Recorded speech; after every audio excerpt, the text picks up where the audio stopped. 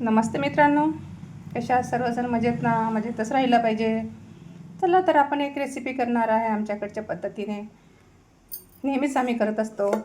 त्याला लागणारं साहित्य आहे, मीठ आहे, धनिया पावडर आहे, हळदी पावडर, लाल तिखट, एक कांदा चिरून घेतला, एक टमाटर घेतला, बेसन घेतलेलं आहे 1 चम्मच, धनिया पत्ता म्हणजे कोथिंबीर, आलं लसूण पेस्ट.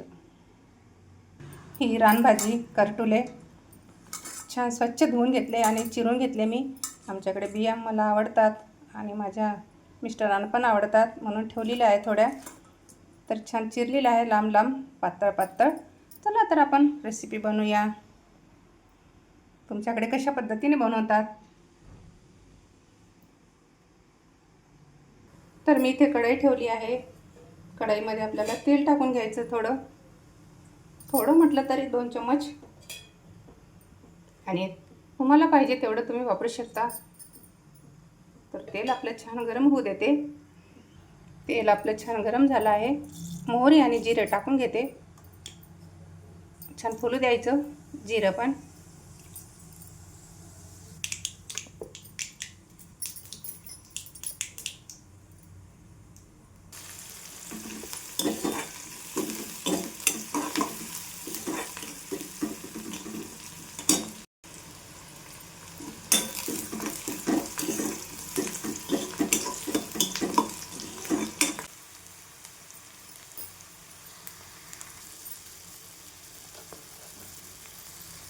आता हा मसाला घालून घेते. धनिया पावडर, लाल तिखट, मीठ आणि हळद, आणि छान परतून घेते. बघा, तुम्हाला आवडत असेल तर तुम्ही पण करून बघा अशा पद्धतीचे पारंपरिक रेसिप्या. थोडं वेगळं वेगळं राहिलं तर छान वाटतं.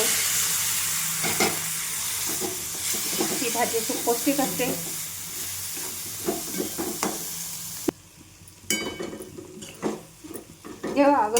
ज्यावेळेस म्हणजे आधीचे लोक अशाच पद्धतीने बनवून खायचं, तेव्हा शेंगदाणा कूट, तीळ कूट कुठं असायचं, मसाला कोणते असायचे, असं काहीतरी टाकायचं आणि खायचं. आणि छान पण आरोग्य पण असायचं त्यांना. लाभायचं आरोग्य पण, काही मिलावट नव्हती तेव्हा. असंच खायचे करू करू, आणि काम पण राहायचे शरीराने. कोणती बिमारी नाही, शुगर नाही, BP नाही, थायरॉईड नाही. आजकाल मसाला पण सगळं मिलावट असल्यामुळे अशा पद्धतीने पण आपण करून खाऊ शकतो.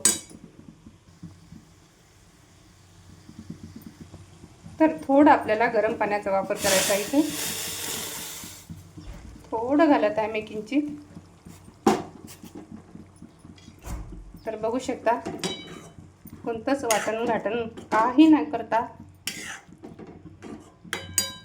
अगदी कमी साहित्यामध्ये, कमी वेळामध्ये भन्नाट चवीची अशी ही रेसिपी.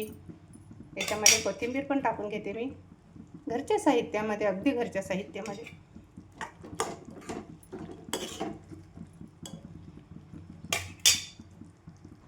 थोडं झाकण ठेवून घेते मी. 2 ते 3 मिनिटपर्यंत छान वाफवून घ्यायचं आपल्याला. आता तर एकदा काढून घेते प्लेट. अतिशय सुंदर आणि पौष्टिक अशी भाजी झालेली आहे. सर्व गुण संपन्न असलेली ही रानभाजी सगळ्यांनाच बघू शकता किती छान झाली आहे. तर आपल्याला वाटलं तर मी आहे ना गरम मसाला टाकणार आहे याच्यामध्ये थोडा शेवटी, टेस्ट येण्यासाठी, छान चव येण्यासाठी मी गरम मसाल्याचा वापर केलेला आहे. जर तुम्हाला पसंत असेल तर टाका, नाही तर नाही टाकलं तरी चालेल. ही भाजी ज्वारीची भाकर, गरम भात, पराठा, रोटी कशाही सोबत पण चविष्टच लागते. तर शिजली नाही, आणखीन टाईम आहे.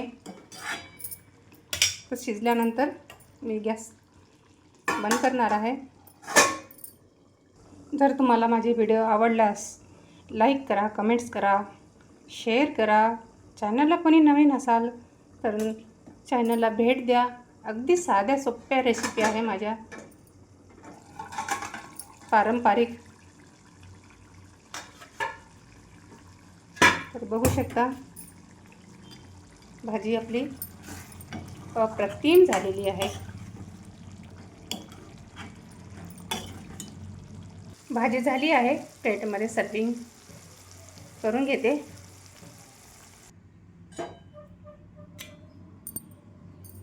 रेसिपी जर आवडली तर रिक्वेस्ट आहे, एक लाईक जरूर द्या. जरूर एक लाईक द्या. व्हिडिओ पूर्ण बघा. व्हिडिओ बघितल्याबद्दल आपल्या सर्वांचे अगदी मनापासून धन्यवाद.